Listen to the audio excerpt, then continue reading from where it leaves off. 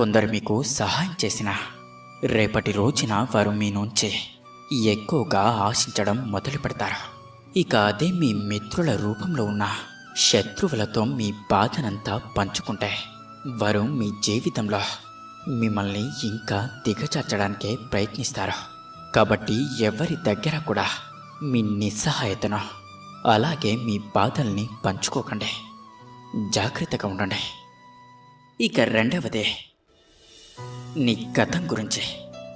ఇంకా రేపటి రోజున నువ్వు ఏం చెయ్యబోతున్నావో, నీ భవిష్యత్తు యొక్క ప్రణాళికల గురించి కూడా ఎవరితోనూ పంచుకోకండి. జరిగిపోయిన గతం గురించి ఎవరితోనైనా పంచుకుంటే అదేమీ మీకు అనుకూలంగా మారిపోదు. మీ కథ విన్నవారికి ఏ మాత్రం కూడా జాలి అనేది కలగకపోగా పైగా ఇంకా మీరు అవమానాల పాలవుతారు. అనవసరంగా ఎందుకు చెప్పుకున్నానా అని క్షణక్షణం బాధపడే పరిస్థితికి తప్పకుండా తీసుకువస్తారు. ఇక మీరు వారికి చులకనైపోతారు. అలాగే వారి యొక్క చెడు ప్రచారం ద్వారా ఈ ప్రపంచానికి కూడా సమాజంలో పూర్తి గౌరవం నశిస్తుంది. ఏ ఒక్కరికి కూడా లెక్క లేకుండా పోతారు. అందుకే గడిచిన గతం నుండి నేర్చుకోవాలి, కానీ ప్రతి ఒక్కరికి ఆ గతాన్ని తవ్వి తవ్వి చెప్పి ఆ తవ్వుకున్న నూతిలోనే మనమే పడకూడదు. ప్రతి గతం నుండే, ప్రతి అనుభవం నుండే, ప్రతి కష్టం నుండే, ప్రతి మోసం నుండే నేర్చుకోండి.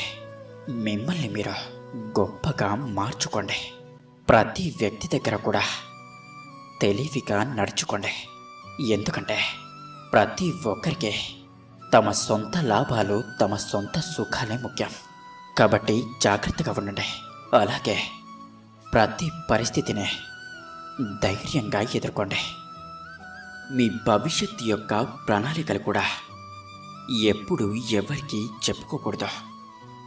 ఎందుకంటే అవి మీ శత్రువుల వరకు చేరితే వారు మీ దారికి ఏ విధంగానైనా అడ్డుపడక మానరు. వారు తప్పకుండా అడ్డుపడతారు. ఎందుకంటే మన శత్రువులు ఎక్కడో ఉండరు. మన మిత్రులుగానో, మన బంధువులుగానో, మన అన్నదమ్ములుగానో మన పక్కనే ఉంటారు కదంటారా? కాబట్టి ప్రతి